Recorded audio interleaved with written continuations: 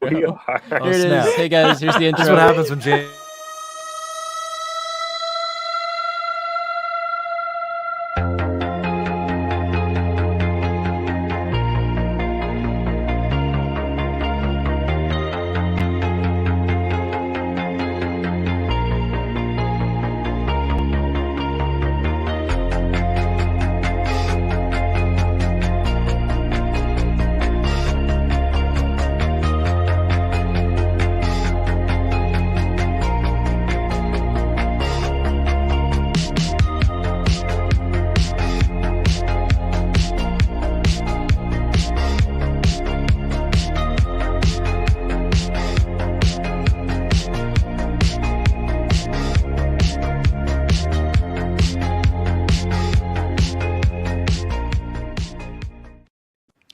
Hey everybody, welcome back to Hollow Knight Marauders Live and the Hollow Knight Marauders podcast. As we started last week, we made these live streams into a podcast episode, and it worked out well. We didn't think it was gonna. I re-listened to the episode, and there was a few times where we probably did something that no one knew what we were talking about. But yeah, how are you guys doing? Well, it was very listenable. Yeah, doing well. Loving the new episode and excited to talk about it. Yeah. Oh yeah, it was fantastic. I'm joined here by my Bombad Marauder pals, not Jedi. I guess they could be Jedi pals. Wow. Jamie is not here. She has COVID starting today. Matt is here though, and Jack is here as always. And we're gonna talk about Andor again, episode 4. Andor again. Oh, I'm so sick of this guy. I know, right? Love him. No ifs, and or buts. Hey. Soundbite.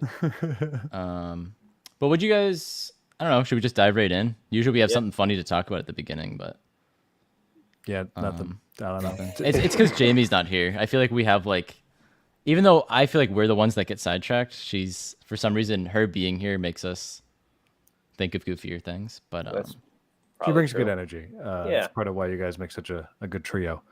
Hey Chad. Yeah, hey, so Chad.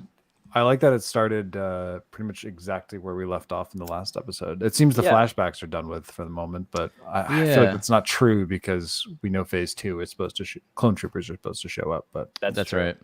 Nothing in this episode, at least. Yeah, they're not going to be hanging around.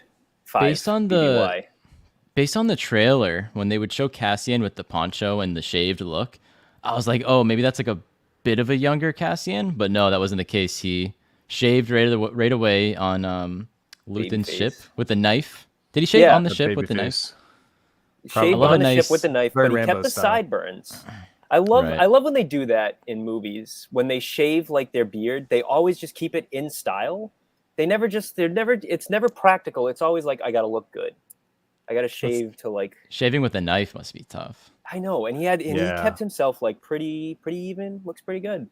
They have all this technology in Star Wars, but they still just like shave with, I guess, razors or knives. Or well, I mean, not everybody has to have the latest shaving technology on their ship. Their Corellian. It's definitely a Corellian freighter. Like it he was holding out on him because he had like a whole makeup kit and stuff. Yeah, he did. Like, you're right. He had had a wig. shaving setup. Yeah. He's like, here's a knife. We'll get to the wig. He could have given Cassian a wig. What was he doing? And he had the like weird robot thing on the control panel that like is a companion to Luthen, but like can't leave or like move or do anything. That Fondor droid. Yeah, that like twists its like head, like its eyes. You remember that? Yeah, he had like he reminded me of like how in Star Cruise, like what's his name? Rex is just stuck to the thing and he just never leaves. Are you talking about the droid on the dash? He's like, Cassian thinks about stealing the ship, and the thing's like, "Hey, buddy." And the thing's like, "Can I help you? What's up?" Hey, buddy. But really, like, what is that? I feel bad for it, whatever it is, because it's like stuck there. It can't move. Having a good time. It gets to fly the ship. ship. It's an assistant droid. It's probably programmed to enjoy its lot in life. It's probably sitting there like, I could have been an astromech droid. I could have been given wheels, legs. I could hover. I could do anything. But no, I'm stuck. That's like the L3 life. I was gonna say it's like someone's L3. A good buddy of L3 there. Yeah, maybe he should meet L3. They'd get along. Well, L3 is also stuck to a ship. Yeah, with no agency, and she can't even talk or see. Well, she can talk. She can talk if 3PO. Poor 3PO. True. Yeah. So like there was I like that conversation between Cassian and Luthen about like what Andor really wants out of this, what his motivation is. And at the end of the day, he just wants to know that he's free to make his own choices, which he's not. Like as Luthen reminds him, like kind of stuck, dude. Like I don't know what you really think you're gonna get out of it from here. I just like Luthen's whole prediction. He's like, "Oh, you're gonna be given everything to this no matter what." To fight these guys, might as well give it for a good cause. It's like he's right. Yeah. He's like one of the biggest like rebel heroes. Wow, that's crazy. So we get to. Someone gets all the best lines. Do we know what planet they are on that they get to? Yeah, Aldani. Aldani. Right. That's the name of the episode, Aldani. Yeah. Which I don't know why they called the episode that, but it works. Well, they go into a lot about the culture of this place and like. This planet was cool. It was very cool. Yeah. We saw space goats. Beautiful mountains. Space goats with the 4 horns. Yeah, that was cool. Oh my god. Ring.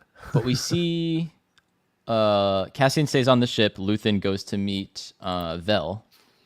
And Cassian wants to go by the name Clem. I don't know why. That's an awful I think that was someone in one of the first episodes. That's his surrogate dad's name. The guy who had the briar pistol in the flashback, his name is Clem. Right. I only know that because of the subtitles. Oh. So same. That's a very great choice for him. Like he's taken his surrogate father's name. Why did it have to be Clem? What a name. Yeah, it's not my favorite name. Clemenza. Out there. Clemenza? Hey, Clem. Clemenza. Clem, get back in the truck. There's a steer as big as you've never seen. All right, Jack, you and me were both thinking like hillbilly. I was thinking Clemenza. AJ was jumping to like mob boss Clemenza over here. Clemenza. Oh, I think for me it's the Walking Dead games because Clementine is such Clementine. a great character. Clem. They always call it Clem. Yeah. I like Clemenza though. Clemenza Alfredo III. Clemenza Alfredo Andor. Leader of the Space Goats gang. So swimming with the I didn't get a chance to look it up. Did anyone get a chance to look up what that Kawati signet, the blue kyber crystal, was all about? Like any lore significance? Oh, that was a Other reference. Than the Rakatan mention? Yeah. The Rakata name drop was great. Rakata. That's the second time because they also referenced them in Book of Boba Fett with the Tatooine Sea. Yeah, but that could have been changed. They could have been like, oh, the sea's dried up or whatever. Like they didn't. That's not an explicit mention of the Rakata, but this was like explicit. I wonder what they're going to be like. I wonder if they're going to keep all the same things that the Rakatan Empire had. Yeah. That was a cool reference. Nothing else. Very nice necklace. It's a completely new name. I mean, Kawat we know as like they're a ship maker, but Kawati,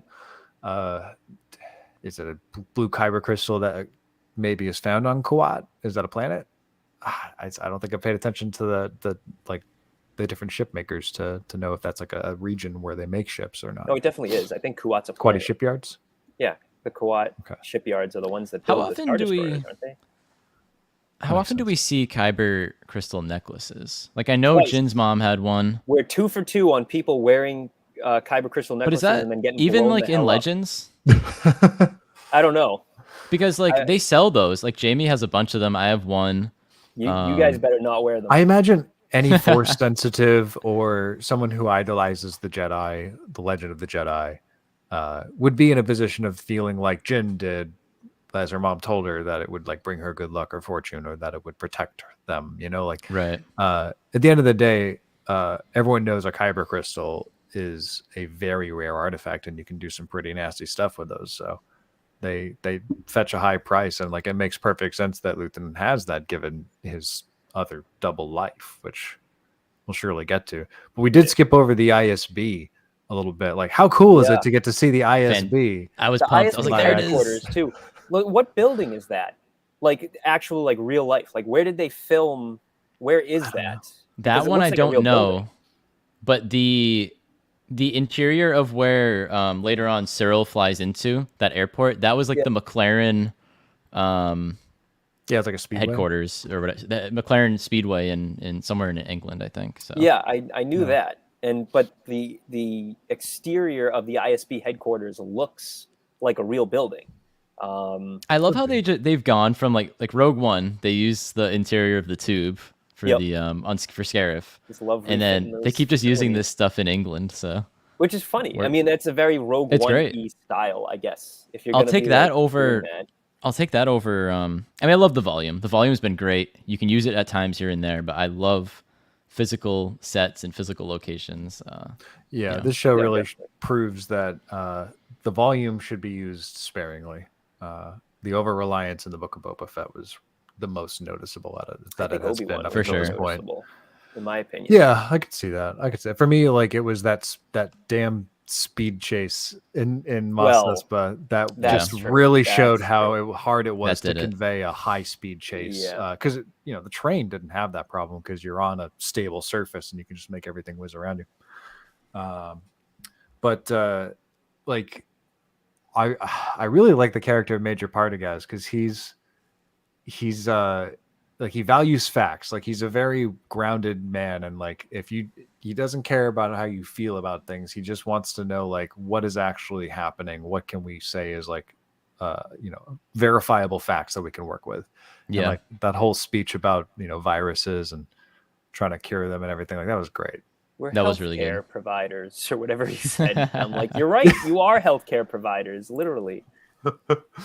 I thought all the ISB guys were great, and also Dedra Miro. Dedra. That's the girl one. Mira, Dedra Mira, Dedra, I feel like there's something going on with her. Clearly that's people she's gonna are be an interesting guessing character, that she's like a spy, but that's what I don't think so. I saw someone tweet about how there might be a spy on like each side. Cross plot. Maybe she's one on the inside, and then also in the rebellion side, there's probably going to be an Imperial spy. Some sort of twist later this season. I don't know. It's possible. Yeah, but maybe Jack's favorite character, what's his name, is the spy. I think he is. Which one? Bale? Bail Organa, Jim Smith? No, not Bale's Bale. The spy. The main guy you were just talking about, the leader of the ISB. The guy who Major Partagas. Come on, man. Yeah. Major Partagas? Yeah, he's the spy. I think he's the spy. No way. Yeah, because they come deep. to him. They come to him and they're like, "Oh, this is a problem." And he's like, "No, don't worry about it." That's very spy, right? Well, he didn't say don't worry about it. He said I can't action on things that are hearsay and he gave it to the guy who's got jurisdiction over 6 sectors while she only has jurisdiction over 2. Well, she seemed fresh faced. Seems like it's going to get buried under a desk of paperwork. She's brand new. She'd only been there for a year or so and is clearly trying to. Well, I don't think that she's trying to push above station the way that Blevins and Partagas have accused her of doing so. And Partagas less accusing, just more acknowledging that she's trying her best. But yeah, I think she genuinely just like says like, listen, this particular thing is my jurisdiction. I'm just trying to get my damn job done. Can you get out of my way? Which I'm sure a lot of women can relate to in any corporate sector. Right. What do you call it? And then there's that nice little Koi Scarif reference at the end, which I enjoyed. Yeah. So, a lot of shipments going to Scarif. I wonder what's going on over there. I don't know. Yeah, Scarif reference. I don't think we'll see any No, Scarif in this show. But definitely not. Because that that's nice like blue top water. secret Imperial facility. But I wouldn't be mad if Ben Mendelsohn popped up somewhere, like he has to at some point. Season 2 almost maybe. Convinced that he was going to appear in this episode. I forget when, but there's a certain point where like a certain like a ship flies by, and I'm like, is that? I don't know why I thought that he was going to pop up, but I was like, it's like the Umbrella Academy meme where they just pass each other through the windows. Yeah. I wonder if he could come to the dinner. Then we'll get to later. We'll get He's to all the about ending that Coruscant of this high life. Yeah, that's we'll get to the ending of this episode, but I was looking forward to this episode from last week, but next week I'm really looking forward to. I just wanted to see Mon. I love Mon Mothma. I'm so glad that she's getting more screen time. And where do we see her pop up? Welcome back. Luthen's shop. I don't know what you call that. Boutique. It's like an antique shop. Antique shop. Chad brings up a good point. Where's our guy Yularen? But he's too busy narrating for. Yeah. He's too busy. This shop was insane. And let's go back quick to Luthen on his ship, putting the wig on, and then doing the pose and doing the fake smile. And he's like, "All right, I'm ready to go."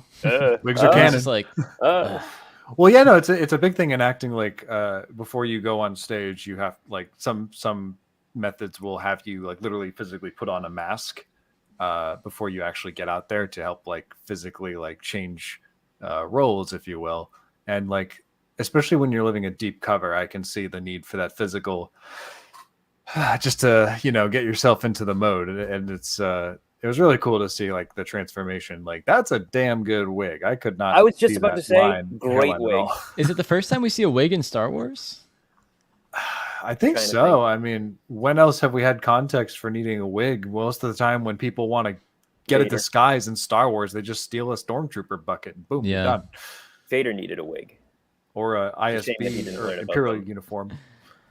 I'm trying to think. I feel like we've seen wigs before, but where have we seen wigs? We definitely have. At least in new canon, I don't think there's a wig. There might have been some wild legend story that someone had a wig. Oh, for sure. Maybe Dexter Jetster likes to wear a wig in the back, when he's that mustache is fake. His mustache is fake, yeah, because it's not made of feathers. It's all just spirit gum. Yeah. So in his shop, Tony Gilroy told us there was going to be no Easter eggs in this show, and liar, this shop was liar. Easter egg central.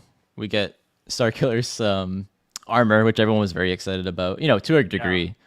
That weird shoulder thing is that poultry is kind of weird. What do you call it? That looks like Rex's shoulder pad. It does. Painted orange, and then you have these spikes coming out of the back, which almost gives it a tribal feel. Like it's almost repurposing his armor as more of like this like tribal warrior chief's it's armor. Got to be that's how I interpret it.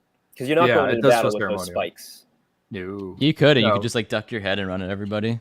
Have we seen head spikes in Star Wars before? Is this the first time we've seen giant helmet? Yeah, I was gonna say Mr. Maul. Yeah. And and his subordinates in the Mandalorian clan during the Siege of Mandalore. Yeah. They all had spiky helms. That was pretty cool. I think does Maul or Savage, like he uses his head as a weapon in Clone Wars. He does. I think it was Savage. Yeah. Savage. Like stabs there was also in the chest with his head.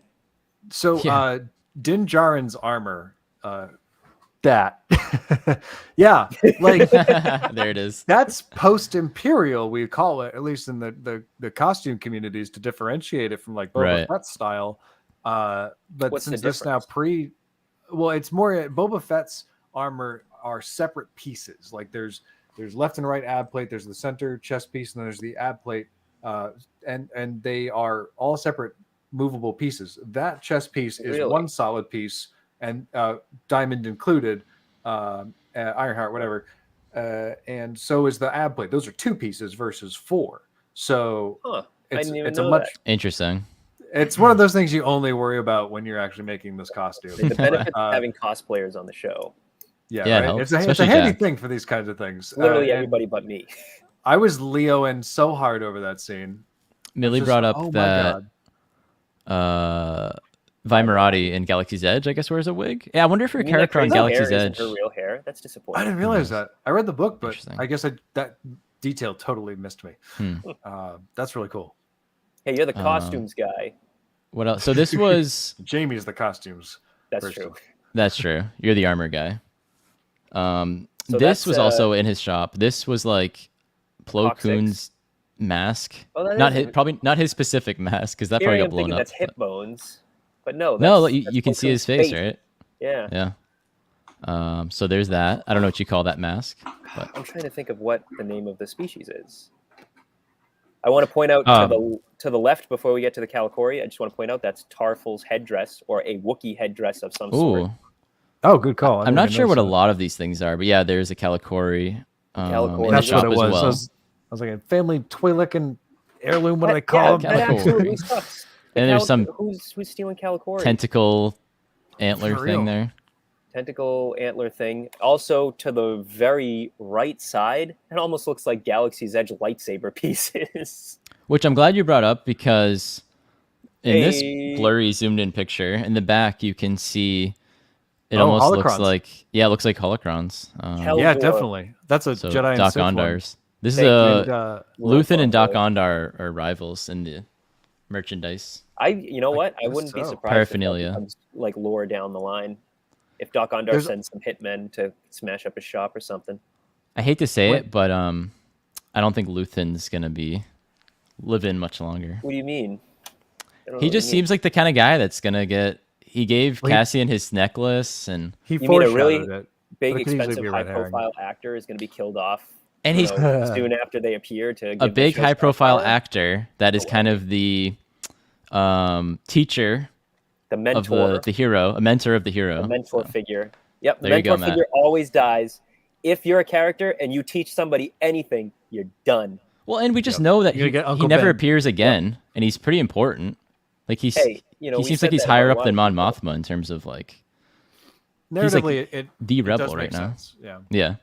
Oh, one other thing I spotted was you can see some stone tablets when Kreia is distracting the driver. Right. You can actually make out some Fallen Order style runic symbol circles, kind of like the meditation circles that you'd sit on. I saw the mural from The World Between Worlds. Right, that is there. It has the hand and everything. I blew it and didn't put the pictures in, but yeah, those were there. But that was very cool. What are you doing with those, right? And there was also the most important thing in that shop, in the back left, I think, there was a Gungan shield. There was a Gungan shield? Yeah, there was. Not lit up, but it was in the back. Holy crap, I want to go to Luthien's shop now. Yeah, I know. Oh, also, there was Indiana Jones's whip, frozen in carbonite.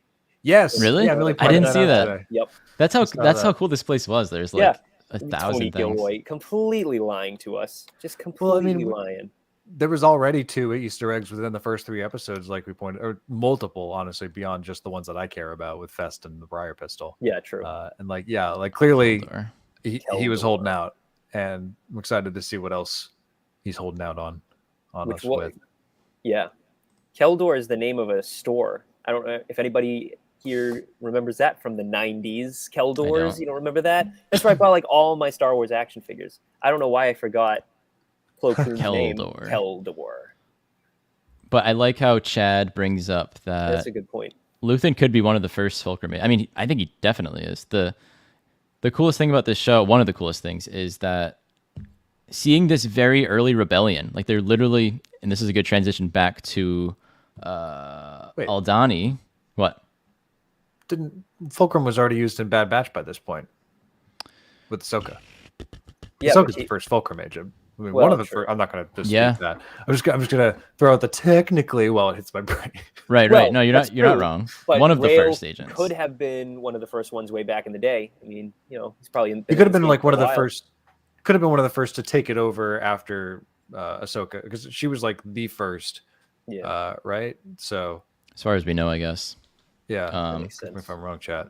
But back to Aldhani, the very cool chill planet of Aldhani. I love the chill sheeping planet. We see this like scrappy group of rebels, and none of them trust Andor. Not a damn one of them, except for the red hat. Well, I don't blame them. I mean, the nice young guy who's hopeful and optimistic and done for. He built the whole model. He was the best. He took a nap. He built the models. He built the model. He was like Doc Brown. Forgive me. Forgive me for the love that miniature set. I didn't have time to paint it or build it to scale. That's great. The rain keeps seeping into the glue. I gotta get a better epoxy. Guys, and Jack, I know you're dying to talk about this. They all had AK-47s. Yes. Oh yeah, I more just want to address it because it's just obnoxious how much everyone's like partisans. I get it. It's the AK-47 is one of the most iconic assault rifle shapes out there, next to the M16.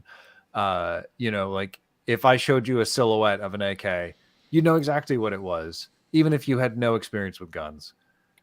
That being said, in A New Hope, they had Lewis guns, a type of machine gun. The Sand Trooper had one in the desert, and no one batted an eye at that. Now, I'll grant you that a Lewis gun is nowhere near as recognizable as an AK-47.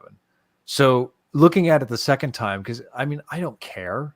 Right. At the end of the day, really. Who gives a shit? I thought they look cool, and I'm interested to see how they like blast. I think they'll look cool. And that and zippers are two things that I think ought to be avoided more in Star Wars as much as possible. George was so anal about the zipper thing that I feel that's important to keep consistent, but there's been a fair amount in this episode.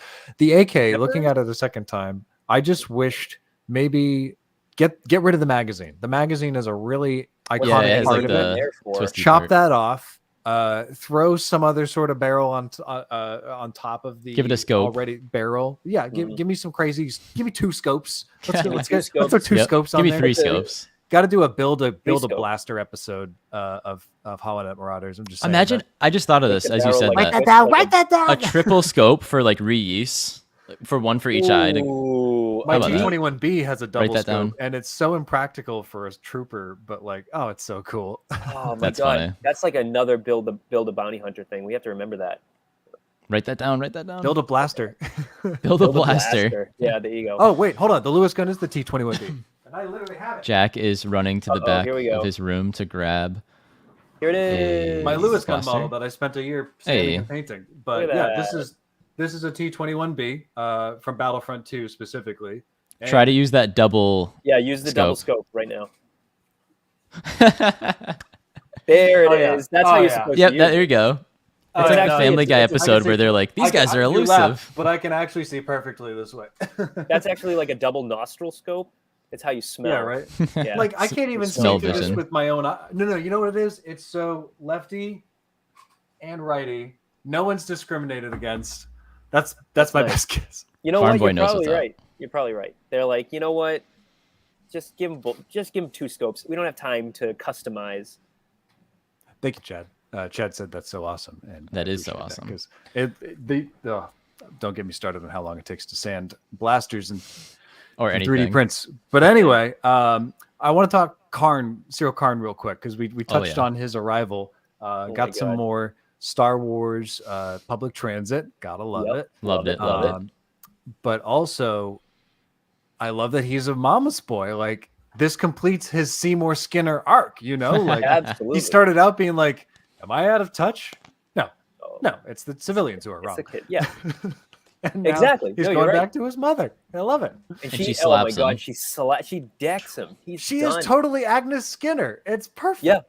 And then there's the old bag behind them, eavesdropping the whole time. What are you looking at? I will say, he's like nosy old people in Star Wars. Italian coded. She's very Italian.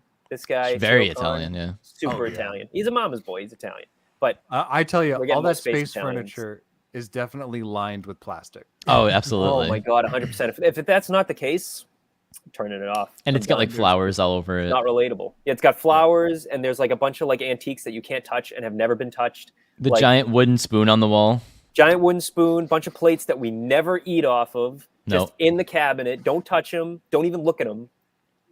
And of course, a picture of the Pope on the wall. And our Pope Francis. No, just our Pope Francis. On the Hopefully, it's not a picture of Palpatine. It's just a picture of Obi-Wan Kenobi. Although it could be. Knowing Cyril himself, it probably is a picture of Palpatine. He probably has a poster of Palpatine in his bedroom. You're right. You know what? You're probably right. We really thought he was going to fail upward. Nope. He just failed. I don't know. He might. What do you think he's going to do? He's going to go after him. I think. Yeah, I think so too. She's going to be like, "Oh, you did that." She's going to look into it, find out where his mom lives, show up at the apartment. Yep. And they're gonna be scheming something up. She's gonna bring it out the biscotti and the coffee. They're gonna be sitting around the table. She's gonna be telling her to eat. Ma, the meatloaf. Ma, the bagel bites. Italians eating bagel bites. Hold on, I don't know about that. True. That's why they were she New Jersey them. Italians, and they'd have some pork rolls or table ham, depending on what side of the fence you're on. Is this Coruscant, New Jersey? Then is that where we are? That's my headcanon from now on. You've said it. Shut up! Shut up! You saw that apartment complex, awful looking. I love the brutalist architecture on it. Yeah, I don't know where that was filmed either. Maybe New Jersey, who knows? But New Jersey, famed for its brutalist architecture. Dude, those brutalist New Jersey. Matt, what did you? You're a known, not Coruscant hater. Known Coruscant hater. You don't hate it, but you don't love Coruscant. That is correct. So, what did you think about Coruscant in this? Loved it. I actually later big fan of the brutalist architecture that we're seeing in Coruscant because it's like more authoritarian-esque. Like it just gives off I agree. Really cool vibe. I don't know. It very imperial. Well, we don't usually see the residential sector of Coruscant. We've seen the underbelly. We've seen 1313. We've seen the top layer where all the top people are from. And so it's just neat to see an area where just regular people are living. Yeah, it's time to get rid of the Art Deco. Don't care about space Art Deco. Ooh. Well, there's too many people on this goddamn planet, so you got to stuff them in somewhere. So exactly, brutalist. Jack, don't you love sand? I do not. And I don't want to have this conversation. Oh no! Oh god! I dare you, Abby. I love just Coruscant, capital of the galaxy. Capital of the galaxy. That's it. That hit hard. It's true. For anyone who's just kind of, this is their first Star Wars. First of all, what are you doing? Second of all, you have context. There you go. But Coruscant. Later last night, for some reason I watched episode 2 of Attack of the Clones, episode 2, not episode 2 of Andor. And Jamie and I were watching it, and we were like, Coruscant looked like, so as Matt was just describing, Art Deco-y, and like Superman cartoons. Yeah, it always reminds me of, or like Batman, Gotham-y, yeah, the animated series. Well, that would be more Gothic architecture. Like Superman Metropolis, literally derived from an Art Deco style. The Gotham in the animated series is very Art Deco. It's a mix. I'll give you that. Yeah. But yeah, Chad says Attack of the Clones, great movie. As much as I love Art Deco, no, it's not. Empire State Building is my favorite building of all time. Empire, will always be. I saw an Empire State Building looking building when they were like trolling over like. Same. I was like, is this New York? The Empire State Building? That was actually in the original. That's in the prequel landscape as well. Because during COVID, well, I say that as if it's gone. During the beginning of COVID, when Disney pulled out all those Zoom backgrounds, I had them all as wallpapers as well because they make great wallpapers. And the Coruscant one, I ended up staring at it for a while, and I'm like, they just copied and pasted some straight up New York buildings in here. What the hell? It's pretty egregious. But I did like that building. But I'm not. That panning shot or whatever, like over the skyline, that looked really cool. So you know exactly what I'm talking about. It reminded me, the lighting of it looked like when they show in Rogue One, when they show the Star Destroyer in space. And it looked very original trilogy. Like that's what this reminded me of in a way. Yeah, the way it looked. Models. It looked like models, but it looked great. Very like Star real Wars. Light hitting it. But what I was trying to get to with Attack of the Clones. Oh yeah, Coruscant looked so like futurist. Like I was watching like the Jetsons all of a sudden compared to what I was just watching in Andor. But at the same time, they made it feel very similar. We just don't see Dex's diner and. In the original, in the prequels, we got more of a bird's eye view most of the time. Like all the shots from Coruscant that aren't like straight up the characters talking are these big wide flying shots. And in Andor, all of the shots we're getting are foot on the ground. There's no bird's eye view stuff here. Yeah. Like all the shots are from where you would stand in Coruscant, or at least in Mon Mothma's case, like sitting in the cab, her fancy space cab. We only get that view out of the window, like it's kind of neat how our perspective has shifted for Coruscant this time. I think there's just the one, expository shot at the very beginning, and then for the rest of it, we're just. I like that a lot because you're right. Especially even the ground shots in the prequels were from the air. We're always on some kind of floating platform everywhere. Exactly, and like the Jedi Temple, like it's high up in the air. Yeah, the Jedi are high and mighty. Now they've fallen, and now we're on the ground, boots on the ground. Ooh, hey. Careful, AJ. That's pretty good. Jack helped me get there. No, but that was a good team effort. Good. And I feel like there are less ships flying around in general. Like the air traffic is just completely. Yeah. It's not as someone else pointed that out busy, too. Which is great. It shows what an Imperial era Coruscant. There's less commerce. There's less free travel. There's a track on the Shadows of the Empire soundtrack that is literally Imperial City, and I kind of want to like listen to that track while I like look at the shots of this, because this is the first time we're seeing Imperial City. That's what it used to be in Legends. I love the fact that they renamed Coruscant Imperial City in Legends. I wish they would do that again. Well, that's how it was referred to until the Thrawn trilogy. That was the first time it was ever specifically called Coruscant, and then George brought that over into the prequels. Yeah. They call they say Imperial Palace, but I don't know if they say Imperial City. No, they do. Didn't they say it? They said Coruscant Imperial City, right? No, I meant they said Coruscant, capital of the galaxy. Oh yeah, I don't think they. Well, we've never really touched on Coruscant in this era, so it's true. It's a cool thing to see. Like in Dark Forces, here we go. You actually there's a level that takes place on Coruscant, but because this was pre-Thrawn, not gonna look that up right now. Around the same time as when the Thrawn trilogy came out, they don't call it Coruscant. It's just called the Imperial City. But the architecture is as close as you can get to graphics. I think it was interchangeable. I think like Timothy Zahn used Coruscant a lot, but then other things like I know he coined it. Shadows of the Empire was way after the Thrawn trilogy. That was 97, 98. So by then, and they were still calling it Imperial City in that as well. So yeah, it definitely was interchangeable for sure. I just know that Zahn coined it in the Thrawn trilogy. I almost tried to name drop the first book and failed miserably. You landed.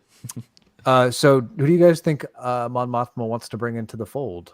Her husband, her great and Bail. lovely husband. No way. He's great, dude. What are you talking about? Bail worse than Organa. All my homies hate Perrin. Yeah, all my homies hate Perrin. No, see, it's her fault for not being fun. She's like so doom and gloom all the time. Ooh, she's so boring. Block the Gorman trade routes. Ooh, why did he marry her? Do you think he's gonna like turn her in? Not turn her in, but like, is he the spy? I'm the spy. If not, I don't know. No, I think are we gonna see this? Sleazeball. Are we gonna see this dinner? I hope so. I want to. Are we gonna see Sly Moore and was it Masameda? Was Masameda on the list? I didn't even hear that. There was two other names. I can't remember. I love Chagrians. I just want to say there's not enough Chagrians in Star Wars. They're one of my favorite species. Barely any representation. What if we see Orn Free Ta show up and he just like eats everything on the table? Yeah. Although at this point, he's been shot. Yeah, he didn't die. A million years ago. No, he didn't. And this is after Lords of the Sith, right? That's what the book is called. Yeah, where he appears. So yeah, that would make sense. I mean, he might have like a big metal plate on his head, or he might be missing a Leku. Like he's Cad Bane. Yeah, there you go. He's blue also. He's gonna be wearing Cad Bane's hat at the dinner. He's a fat Cad Bane, Fat Bane. And Fat Bane. The dinner. Oh, Masameda. I was thinking about this the other day. If Palpatine died, which he does sort of eventually, and then he does again, but if Palpatine died like during Imperial reign, he did. But if he just did in like the middle, like if he just fell out the window or something, Masameda is the Emperor, right? Yeah, I mean, well, that's what happens in the books. He becomes Grand Vizier, and what happens is in the Aftermath trilogy, they hole him up.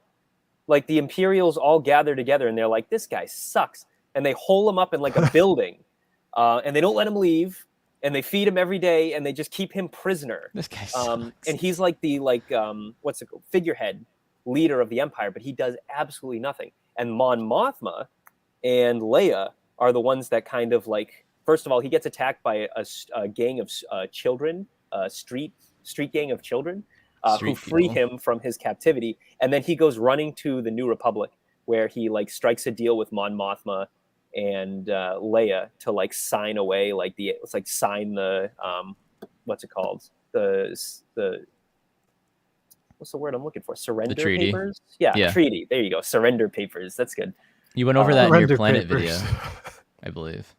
Yeah. So he gets absolutely screwed over. But he would, if Palpatine croaks, like just dies in his sleep or something. But what you're talking about is post Return of the Jedi in whatever. But if he just did in the middle of whatever, I'm saying whatever like 3 times here, I'm being very vague. If Palpatine just died, Masameda is the Emperor, but Vader would just like kill him. So that's true. Yeah, probably. Vader hates Masameda. How do you know? Have we ever seen them get along? I've read the comics. They're friends. They're always side-eyeing. Well, Masameda hates Vader. I'll say that. How does Vader side-eye anybody? He'd have to turn his whole head. That's no side-eye. If Mando can side-eye somebody, I'm sure Vader can. That's true. Ars Dangor was mentioned. He's the guy that has like the dick hat in the prequels. The dick hat? Yeah. Ars Dangor. Why am I not thinking of a dick hat? I need to Google this. I got to Google dick hat. Look up Ars Dangor. No, I'm going to Google dick hat. Okay. Ars... That's what Mon Mothma is going to say. Hey, dick hat. That's a penis. Right? Told you. Come on. It's not loading. The Wi-Fi failed you. Can you imagine Sly Moore staring at you from across the table? This guy's great. Is he one of Palpatine's too? I don't remember any of these guys. Advisors? He is one of Palpatine's advisors. He is. Oh, Sly Moore. Okay, yeah. I just didn't know the name of the person. Oh, that's so cool. He's like Yupe to shoe. Yup to shoe. Yup to shoe. Yeah, I would. If Slimore was staring me down, I'd be like, "Hey, are you good? You good?" It's like Cassian in this episode. Can I eat? Yeah, right. They hand him the. You can eat when you finish your homework, young man. They hand him like the book to go over there, the knowledge. The intel. Yeah, it's been. I know you've been hiking literally all day through giant highland mountains, and you're bleeding out in your arm. We had to treat you. Did they just do the shot like into the wound? That's what I'm thinking. It looked like it. I was like, he ate that. He ate it very well. I give him credit for that. Oh, while we're talking the Aldani camp, that sweet music to my ears, those wonderful ROTJ era speeder swoop bikes. Oh yeah. Yeah. So even good. Cassian was like, "Holy shit!" He was like, "Holy shit!" It's an Imperial. Am I back on Andor? Oh, I also liked that. I love that guy, by the way. And he was good. The troopers in on Morlana 1, they all were mud troopers, no stormtroopers, which is much more in line. I think the stormtroopers have been kind of overused lately and treated as if they're the standard infantry, and as we know, they're supposed to be the elites. So it's really cool seeing mud troopers, which they're supposed to be the front lines. Actually, what are they actually called? They're not actually mud troopers. No, they're not. I don't know. But I forget what they're actually called. But I was like looking at figures online because I was like, I love this design. Really expensive. So don't Swamp Trooper. Swamp Trooper. I typed in Mud Trooper and Swamp Trooper. Costume databank. So but they're like, screw it, Mud Trooper. I absolutely love seeing like the normal everyday like infantry soldier, just like boots on the ground. Yeah, he's got his like Kylo helmet. They look like Kylo Ren's helmet. He had the Mud Troopers. The Mud Trooper helmets. At least the visor does. Okay. Looks like a stormtrooper, man. But yeah, it works. They have that like the back helmet part always. If Jamie was here, she could tell us all about the. If Jamie was here, she loves the Mud Trooper. Probably be getting an earful right now for saying it looked like Kylo. Probably. But she's gonna rewatch this later and just like throw stuff at the screen. She's watching it now, and she's like stomping on the floor upstairs. But do you think we'll see stormtroopers at this base that they're gonna have a heist at next week? Absolutely. Stormtroopers will be there. You can't have There's got to be troopers at an Imperial vault. Like, I wonder what other stuff's in that vault. You know? Yeah. They want to come out and see the. It's a bunch of goats. The show. Oh. It's an Imperial dairy farm. It's an Imperial evil goat vault. It's like Mr. Krabs with when he took all the jellyfish. There you go. It's like my god. He's in Palpatine's in there on a bicycle, like. He's listening to that exercise tape, which I learned is a real thing. You know, I Googled that once. I like looked it up, and it's an actual song. Anyway, that's wonderful. Chad brought up a great point. So yeah, I was wondering. Andor. Do you think Andor and Solo hung out on Mimban? No, I think these were two different campaigns things they were talking about, because Cassian brings up how he fought on Mimban, and then they found out they were fighting each other or something. Which I don't really. That wasn't the case. When Han is there, Han was. They were the aggressive. They're the aggressing force, right? Attacking the natives. So that I don't know what was going on. Definitely, I think those are different campaigns. I mean, there's 5 years in between Solo and Andor, so that's true. Plenty of time for that to be the case, but I think they wanted us to go in that direction mentally, but I don't. There's a lot going on Mimban. Yeah. Besides, it's not like Andor. It sounds like he wasn't, in the heat of battle, if you will, if he was the cook. No, he was the cook. Although, as we learned from Frank Costanza, being the cook is not all it's cracked up to be. True. He sent him home. He sent all those boys home. Don't overseason the meat. They're cold in the size of a cutlet. When I crack an egg with one hand, I think of when he snaps and just starts cooking his ass off. I'm back, baby. I'm back, baby. Anyway. There, we got our SpongeBob reference and our Seinfeld reference right there. Okay. We did it, boys. Check your bingo cards at home if you're playing along. That'd be good. Marauder bingo. We could have a giveaway. In the future. The Jack references Kyle Katarn as the center space. We don't know the space. Dark That's Empire the free spot, or 'cause it Kyle always Katarn happens. comes out at some point. Just check that off immediately. Yeah. What did we think of Lieutenant Supervisor Blevin? I know, Jack, you mentioned him a little earlier, but they go and they clean out the security bureau's place there. They're like, "Oh, you guys are done. Everyone go home." And then we saw Cyril Karn go home. But Yeah, I don't know what his deal is. I think he's just one of those rule following sniveling jerks that like will happily use like bureaucracy to his advantage just to screw over someone else for even trying to get in his way, like just for the sheer satisfaction of it. Like that was the tone I got from him the whole time. So dismissive and just so happy to be in her way when it really doesn't cost him anything to hand over that data, other than maybe she looks a little better than him in that moment. Yeah. Like, and it's so funny to watch because like these guys, they don't care. Like a civilian died and 4 security officers died in this horrible incident, but they showed up, they blew up a civilian village and killed somebody, and the only thing they seem to care about is like, oh, now we got to clean this up. Now this is like some kind of like awful mess. It has absolutely nothing to do with anything in terms of like human life. It's all just like, this is just now a hassle for me. It's a pain in the butt, and I got to deal with it, and tablets and stolen boxes and all that. Tablets. Yeah, like he's clearly not. He doesn't have time for any of it because he's managing 6 regions. So it's like, I don't like him. I don't like him at all. But we're not meant to. Clearly, we're meant to root for Mira as much as we're meant to root for an Imperial officer. Like, yeah, exactly. Not really rooting for her. It's it's like the Huck situation. Like, I don't care who wins. I just want him to lose. Yeah. That's always the Imperial way, it seems. So. I mean, that's how the villains are in Star Wars in general. Even the Sith run on that principle. Yeah. You just cannibalize each other until the strongest survives and everybody else is done. And they're back home with their Italian moms. I don't know if you guys noticed, but when they were on Arlana or Vault, what's the name of the planet? Morlana 1. When they were cleaning off that desk, there was like a bunch of those noodle containers, I think. They were just like cleaning it out. The place was a mess. They didn't know what they were doing there. Why aren't they selling the noodle containers at Galaxy's Edge? I'd buy noodles. I'd buy bloodles. Well, that's actually a recipe in the cookbook. Yeah. Right? But they should have it at Galaxy's Edge. Yeah, in the container. Worried about making a mess.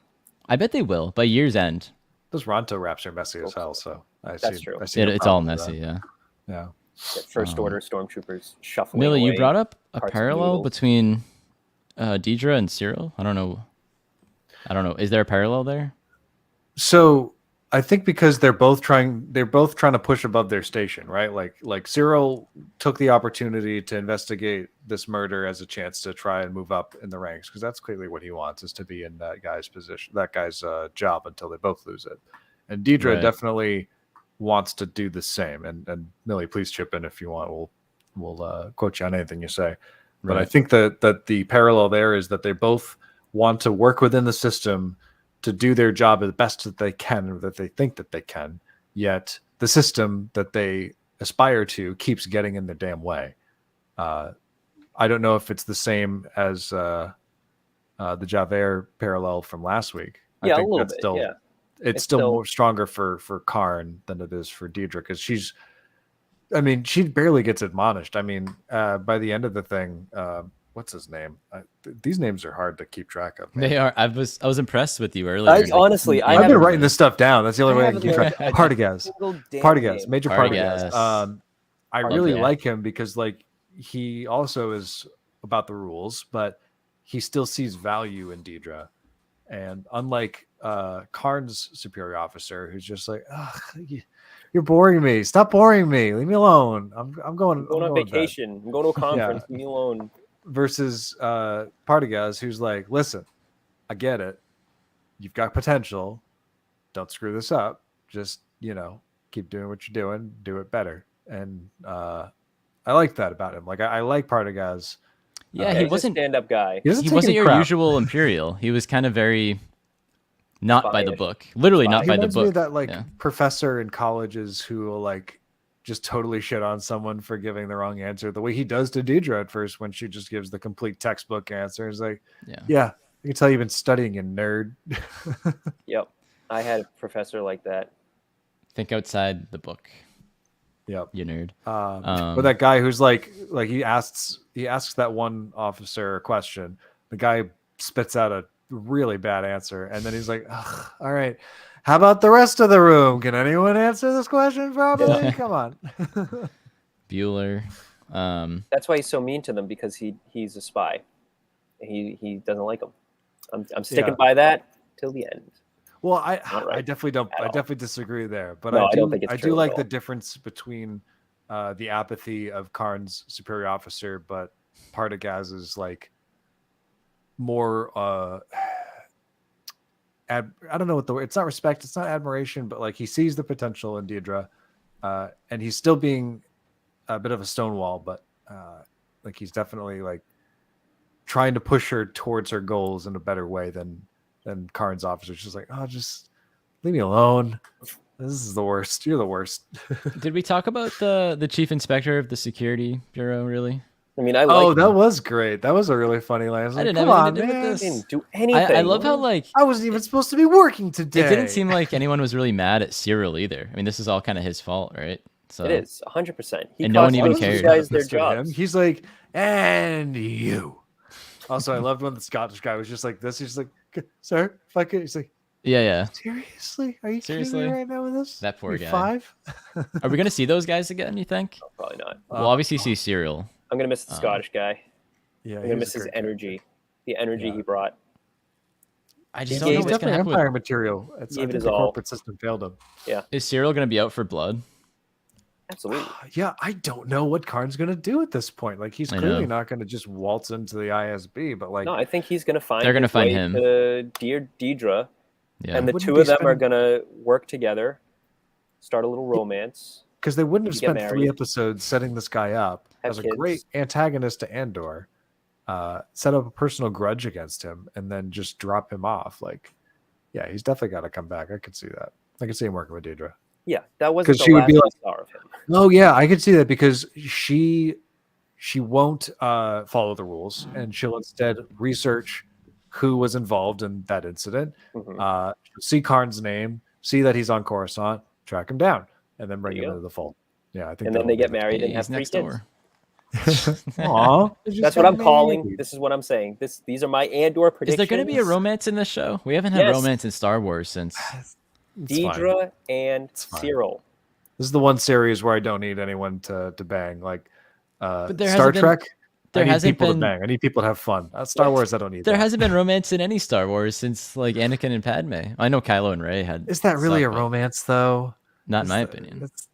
Maybe in more so in Clone Wars than the films. And Cassian I'll give you that. Jin get a little handsy with each other before they die. Does that count? They're just hugging, okay? I don't know. You're right. It's just a hug. It's a little platonic hug. They're just hugging it out. out. Think of other ones recently. I don't think. Solo we got stuff. A romance. Yeah, Solo was the most romantic I think we've ever. That's true. Got. We got a lot of romances in that. And then she steals L3 and Lando. So my favorite shot so far in the trailers, it's clear that is going to be this like meteor shower event that they're talking about. Oh yeah. Cannot wait to see that scene in full. Like I had to pause on that shot in the trailer. And if you watch the Andor trailer, it's one of the last shots you can see, but it's where all the like rocketing pieces are just flying across the sky. It's just, the entire sky is on fire.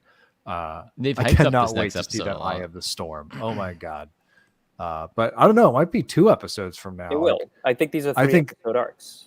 Yeah, because now we have Genevieve O'Reilly back, so we're going to have more interplay between the 2 of them.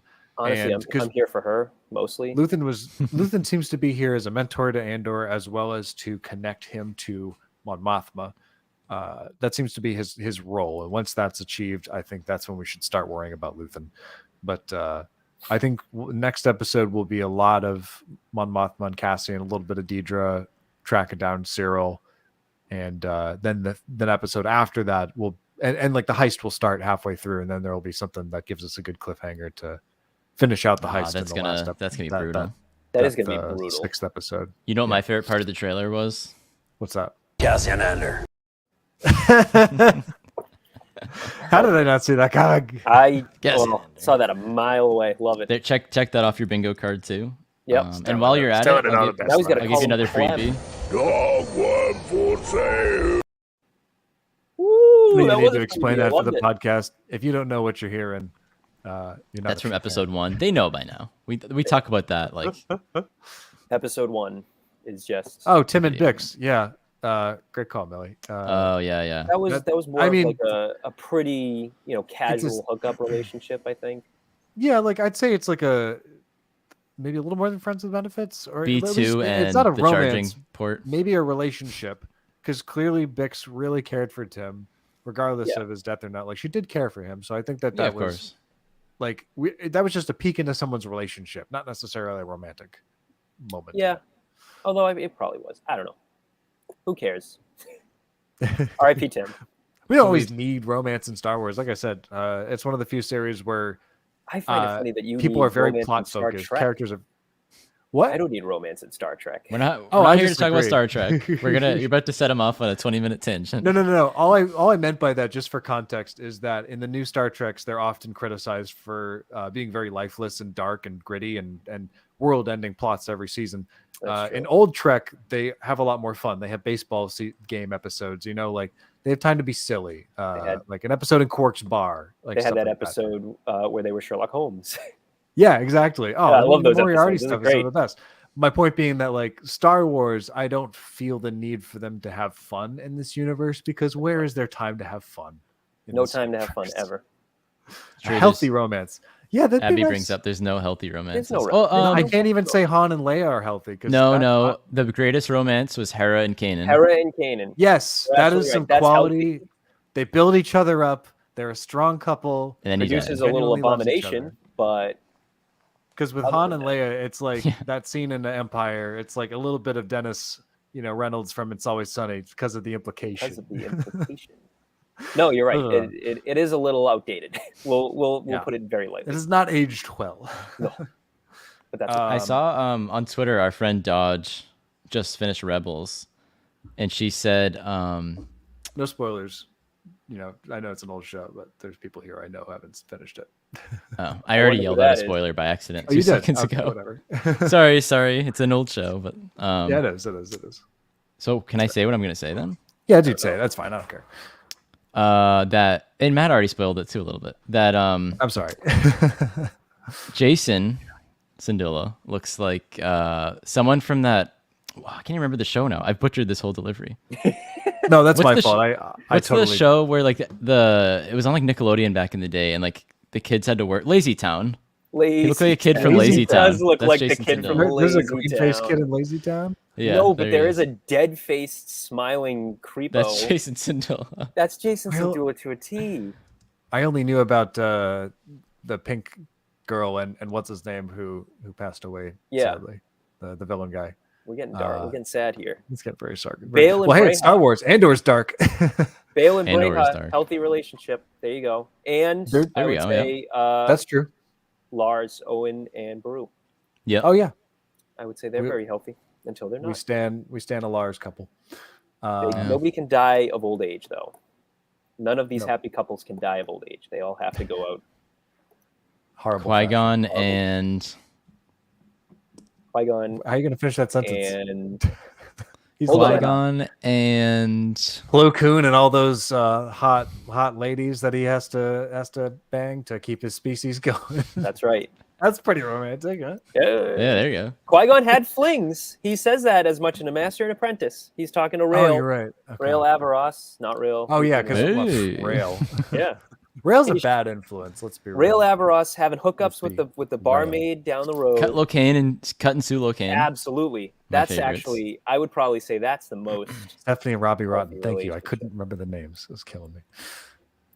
Stephanie and Robbie Rotten. Bad relationship. Bad romance. Well, no. Is that? Hold on. Is that a romance? I'm kidding. Oh no.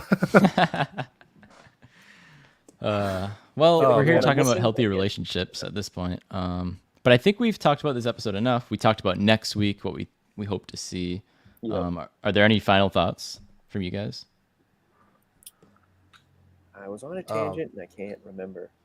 Was it about healthy relationships? Yeah. Probably. I'm curious to see who else we know might show up. I really am I know we know Saw Gerrera is going to show up. He was name dropped in this episode. Yeah. I don't think we're going to get any more cameos.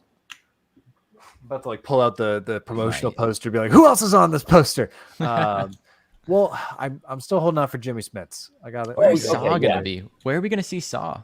He's gonna be at some point wherever they're delivering that ship to. Yeah, after this arc, they're probably gonna, because they're partisans. Little Farm Boy said as much. They're another group of partisans, or probably because there's Saw's partisans, and then now there's Luthien's partisans. I feel like what will happen is it's going to go wrong. We know that much. You know, when has a heist ever gone right? But I think what they will do is they'll be pushed. Their backs will be against the wall, and they'll end up going to Saw to help them, because we know he has no qualms about being as brutal as possible to stop people, like stop the Empire. Lies, deception, live action. Live action Thrawn. Live action Saw in his prime. Dude, late prime. I can't wait.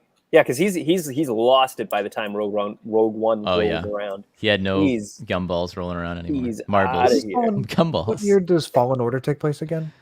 Can someone that's 5 years after Revenge of the Sith. Yes.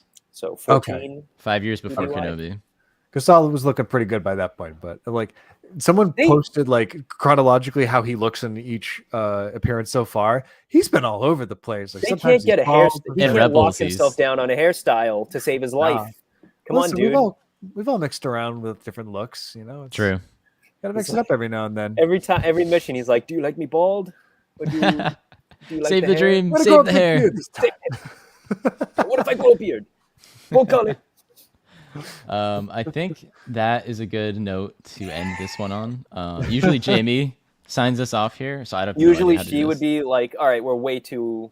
So I'll step in here, and so we're gonna stop it here. What does she usually say, guys? Something about we're the HoloNet Marauders. You can find us at HoloNet Marauder on Twitter. The S didn't fit. At HoloNet Marauders on Instagram. HoloNet Marauders on YouTube. We have a Patreon for some fun stuff on there. Follow Jack at Rocinante Cosplay, and Matt's on Reddit. That's the point. Don't follow me on Reddit. Stay away from Reddit, please. Yeah, don't follow someone's Reddit account. That's messed up. Stay away, guys. I'm gonna log you off with this photo. Hey. Hey.